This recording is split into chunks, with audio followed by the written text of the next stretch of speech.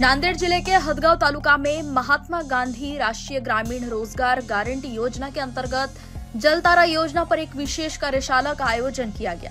यह कार्यशाला हदगांव पंचायत समिति कार्यालय में संपन्न हुई, जिसमें योजना के उद्देश्य, किसानों को मिलने वाली अनुदान सहायता और इस योजना से होने वाले कृषि लाभों पर विस्तार से मार्गदर्शन दिया गया। कार्यशाला में ग्राम पंचायत अधिकारी, कृषि सहायक, तलाठी, रोजगार सेवक तथा पंचायत समिति के विभिन्न विभागों के अधिकारी और कर्मचारी बड़ी संख्या में उपस्थित रहे। इस अवसर पर नांदेड़ जिले के उप जिलाधिकारी भी मौजूद रहे, जिन्होंने ग्रामीण जल संवर्धन और टिकाऊ सिंचन व्यवस्था को लेकर अधिकारियों को दिशा निर्देश दिए। कार्यशाला का मुख्य संदेश, हर खेत तक पाणी, हर किसान तक समृद्धी। नमस्कार।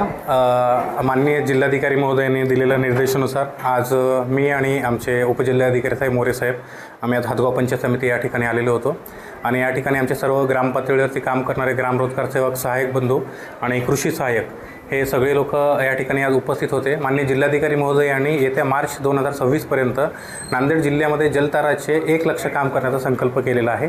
त्यानुसार जलतारा हे काम काय आहे, त्याचा उपयोग काय आहे, त्याचा फायदा आपल्या शेतकऱ्यांना, लाभार्थ्यांना काय होऊ शकतं हे समजून सांगण्यासाठी आम्ही जवळपास 10 तारखेपासून 13 तारखेपर्यंत पूर्ण नांदेड जिल्ह्यातल्या 16 तालुक्यामध्ये कार्यशाळेचं आयोजन केलेलं आहे।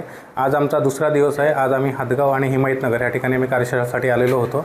तर आमच्या सगळ्या पंचायत समिती आणि तहसीलच्या टीमने सगळ्या लोकांना जलताराच्या बाबतीमध्ये त्याचं महत्त्व पटवून दिलेलं आहे आणि जे काही त्यांच्या शंका होत्या त्या शंकाचं निराकरण करून त्यांना कशा पद्धतीने काम करायचं आहे या बाबतीमध्ये माननीय जिल्हाधिकारी महोदयांच्या निर्देशानुसार माननीय मोरे साहेबांनी, माननीय तहसीलदार सरांनी, BDO सरांनी, तालुका कृषी अधिकारी साहेबांनी सगळ्यांनी व्यवस्थित मार्गदर्शन केलेलं आहे। आणि मी सगळ्यांना विनंती करतो आणि आपल्यामार्फत पण सगळ्यांना असं मी आवाहन करू इच्छितो की सर्व शेतकऱ्यांनी आणि लाभार्थ्यांनी जलतारा जे काम आहे आपल्या शेतामध्ये घ्यावं, जेणेकरून पुढच्या पावसाळ्यामध्ये किंवा येणाऱ्या काही दिवसांमध्ये आपल्या शेतातून वाहून जाणारं पाणी जे आपल्या शेतातच मुरेल, आपल्या शेतातली जी पावसामुळे वाहून जाणारी माती आहे ती आपल्या शेतामध्येच थांबेल आणि आपल्या शेतामध्ये जे काही बोर असतील किंवा विहिरी असतील तर ते पाण्याची सगळी पातळी आपल्या शेतामध्ये वाढून आपल्याला त्याचा वैयक्तिक फायदा होणार आहे आणि योगायोगानं आपल्या उत्पन्नामध्ये वाढ होणार आहे आणि याचा फायदा आपल्या शेतकऱ्यांना, लाभार्थ्यांना, आपल्याला गावासाठी पण आपल्या होणार आहे। नांदेड़ से संवाददाता कुंवर चंद मंडले की रिपोर्ट।